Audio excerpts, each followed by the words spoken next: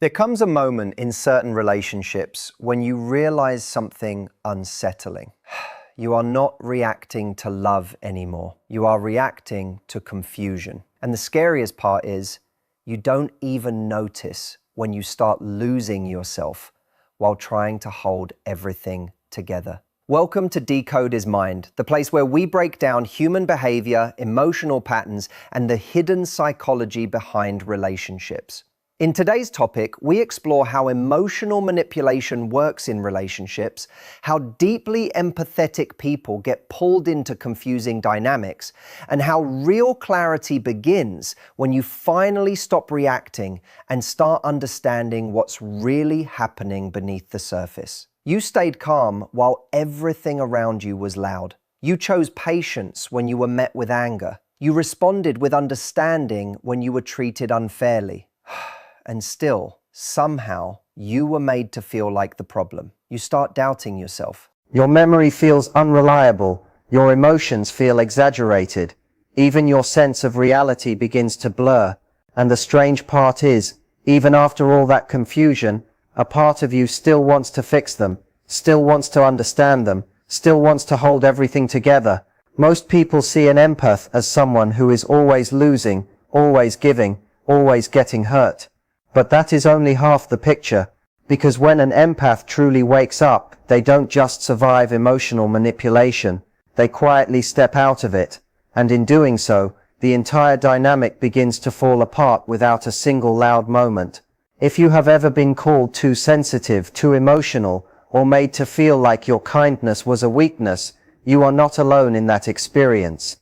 On Decode His Mind, we look closely at patterns like this: emotional intelligence, manipulation, and how human behavior really works beneath the surface.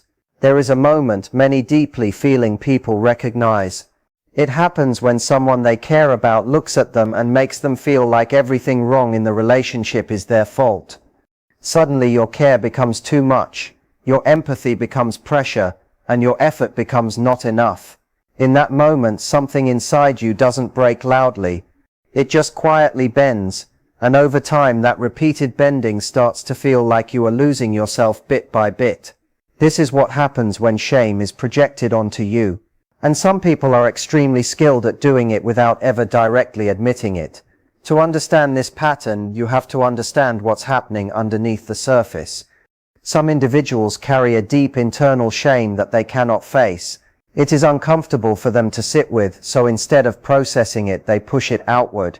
They shift it onto the people closest to them, and the empath becomes the easiest target, not because they are weak but because they are understanding.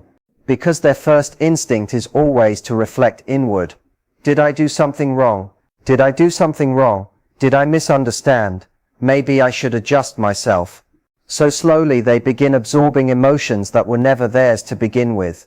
They start trying to become smaller, quieter, more acceptable, just to keep peace. But something powerful begins to happen when awareness enters the picture. There comes a shift where the empath stops automatically absorbing everything. They begin to notice patterns instead of reacting to them. They see that not every emotional storm belongs to them, not every accusation reflects reality, and that awareness changes everything, because when you stop carrying what was never yours, the entire emotional structure that someone built around your guilt and confusion begins to lose strength. The push and pull no longer works the same way. At that point, you don't need big reactions. You don't need long explanations. You don't need to convince anyone of your truth over and over again.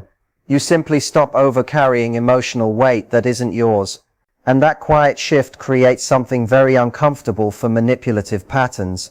Because they depend on emotional over-involvement. They depend on your confusion, your guilt, your need to fix things. When that stops, the control starts fading. A more evolved emotional awareness doesn't respond the way people expect. There is no loud confrontation needed. No dramatic exit required. Just a steady internal clarity that says, I understand what is mine, and I understand what is not. And sometimes the most powerful internal sentence becomes something very simple. This feeling is not mine to carry anymore. Now here is something important to understand about emotionally manipulative dynamics. They often rely heavily on reaction. Not just anger but sadness, explanation, overthinking, late-night messages, emotional breakdowns, anything that confirms engagement. Because reaction is what keeps the cycle alive. For a long time, deeply empathetic people tend to respond from emotion. They try to explain themselves, to repair misunderstandings, to reconnect, to bring peace back. And in doing so, they often end up giving more and more of their emotional energy away. Silence, in contrast, changes the entire pattern. Not silence as avoidance or escape, but silence as clarity. A decision not to pour energy into dynamics that distort your reality. This kind of silence is not empty. It is intentional. It is aware. It is grounded. It communicates something without words. I see what is happening, and I am no longer participating in confusion. And when that happens, the dynamic loses its usual response system, because it was built on emotional reaction. Without reaction, the pattern loses fuel. Often when this shift happens, the other side may try harder to provoke a response. More intensity, more pressure, more emotional pull.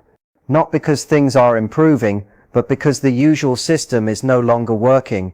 And this is where emotional strength is tested, not through fighting back but through staying clear. Clarity is what breaks confusion-based dynamics. Not aggression, not revenge, just calm understanding. Because when someone no longer doubts themselves constantly, when they no longer rush to explain their existence, when they no longer take responsibility for emotions they didn't create, something fundamental changes inside them. They stop being easily moved by distortion, and that is where real emotional independence begins. It is not about becoming cold. It is not about shutting down. It is about no longer being emotionally pulled into cycles that were built on misunderstanding and projection.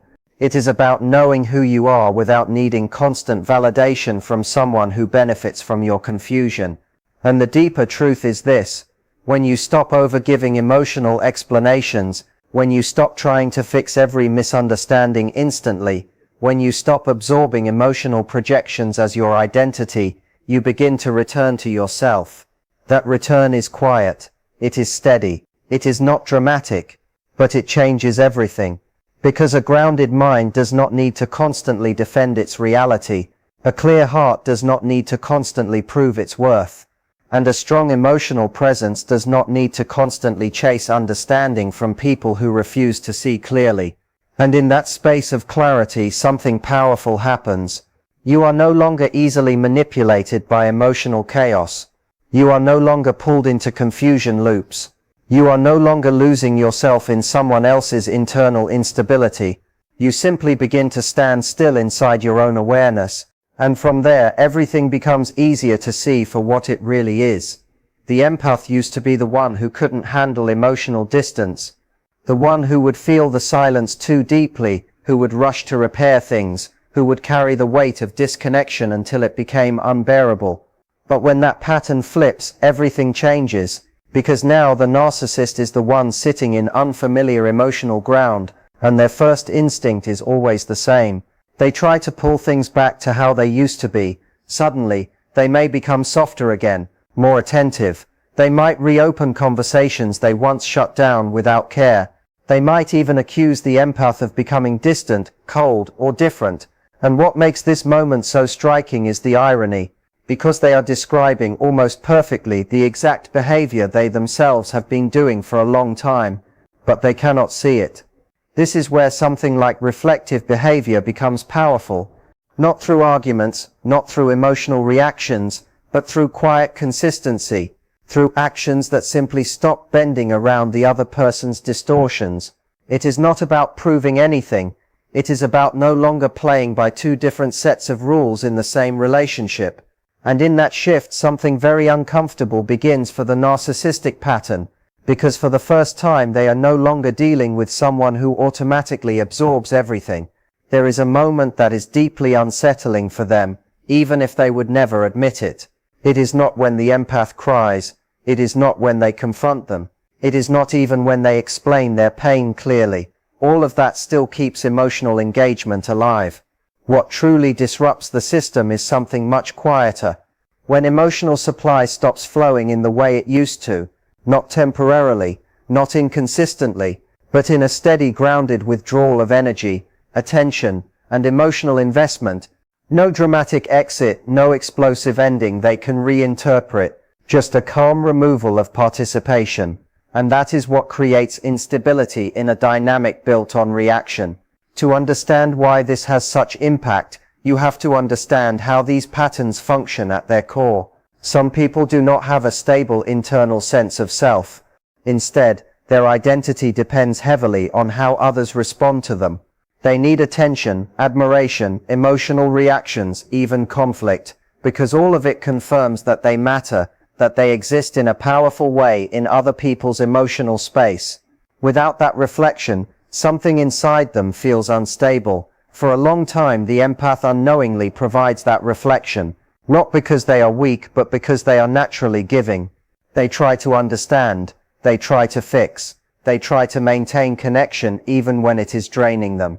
So they keep offering emotional energy again and again, often without realizing how one-sided it has become. But something shifts when awareness enters. The empath begins to notice patterns instead of just feeling them. They start seeing repetition instead of confusion. They realize that not every emotional reaction they are carrying actually belongs to them. And slowly they begin to step out of automatic emotional absorption. This is where the dynamic starts to collapse. Because when one person stops overgiving emotional explanation, stops chasing clarity from someone who distorts it, stops reacting on demand, the system loses its fuel. What replaces reaction is something far more difficult to control: calm awareness, not anger, not revenge, not emotional collapse, just clarity. And clarity is something manipulation cannot easily work with. When emotional withdrawal happens, the other side often tries to re-engage the old cycle. They may become warmer again, suddenly more interested, or even more critical. They may accuse the other person of changing, distancing, or becoming different, but what they are really reacting to is loss of control over emotional response. Because for a long time the pattern depended on predictable reactions. When those reactions stop, confusion appears, and in many cases confusion leads to escalation, more intensity, more emotional pressure, not because things are improving, but because the usual response is no longer available. At this point, the real strength is not in responding more, but in staying steady. Because every attempt to pull you back into emotional chaos is still an attempt to restore the old system, and choosing not to return to that system is not cruelty, it is awareness. It is the understanding that your emotional energy is not meant to be constantly consumed by confusion, distortion, or imbalance. There is a quiet sentence that represents this shift very clearly, even if it is never spoken out loud: "This is not mine to carry anymore."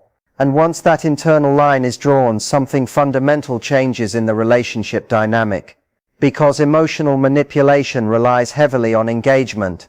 It depends on reactions, explanations, emotional pursuit, and unresolved tension. When those responses stop feeding the cycle, the structure weakens.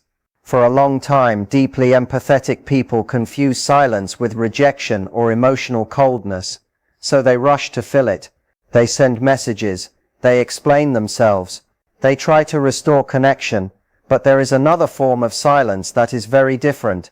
It is not avoidance. It is not shutdown. It is intentional emotional restraint. It is the decision not to keep feeding systems that distort your reality. This kind of silence communicates something powerful without words. It says, "I understand what is happening, and I will not participate in it anymore." And when that kind of silence appears, the dynamic cannot function in its usual way anymore, because it was built on emotional response. Without response, it loses direction.